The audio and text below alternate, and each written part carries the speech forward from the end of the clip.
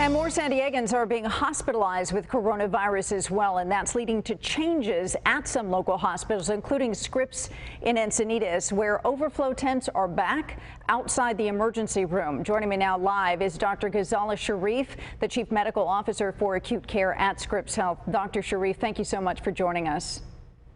Thank you for having me. So pinpoint, why are the tents there with this surge at Scripps and Encinitas, and will we see more tents added to other Scripps hospitals in the wake of this?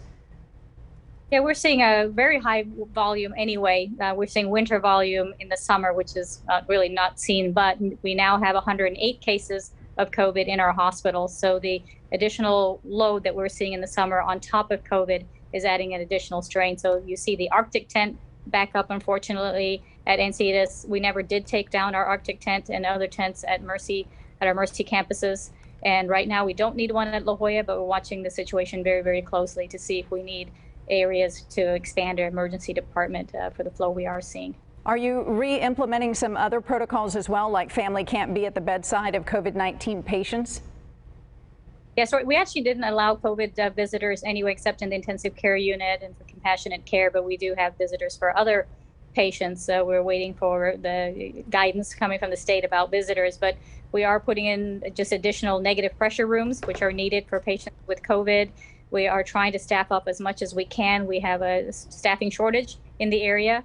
As of this morning, we only had 5 intensive care units beds left that were staffed. So that shows you the critical nature of where we are right now.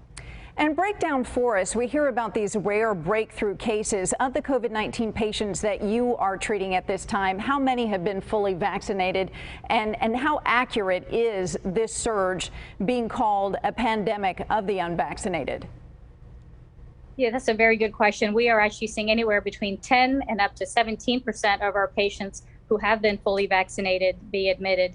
The good news is that they are less severe illnesses. They do some still end up in the intensive care unit, but not as badly as the other patients who are admitted who are not vaccinated. And we expect that. There's an 88% efficiency rate or effectiveness rate in the Pfizer vaccine. That's what's been reported. So expect to see about 12% breakthrough cases anyway. So we're right around that number. But the question I'm getting is, well, why should I get vaccinated if I might be admitted anyway? And the answer is less severe disease. And we're going to continue to spread the virus if we don't all get vaccinated, because this Delta virus is very contagious. And is that what is the driving force behind this surge, this wave that we're happening in the middle of summer already? Is it in fact just the Delta variant, or is it the fact that we're also not seeing as many people get vaccinated as should be, and not understanding, as you say, that vaccines aren't bulletproof?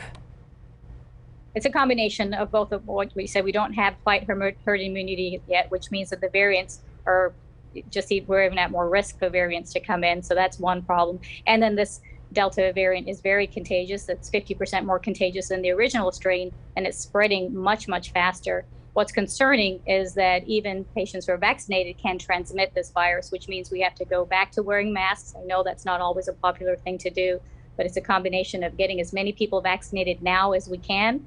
Keep wearing your mask because you don't want to transmit to somebody who has other healthcare issues. And we're actually seeing younger patients being admitted as well. So it's not just an illness of people with comorbidities. We're seeing it in the younger patients as well. So we need a combination of things. Otherwise, we're going to keep getting more variants, and we're never going to get our arms around COVID.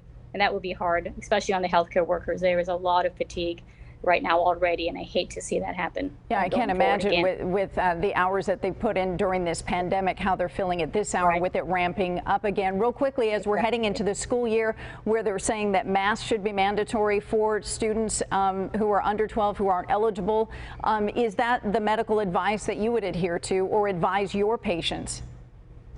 Oh, absolutely. I wear a mask everywhere I go because I don't know.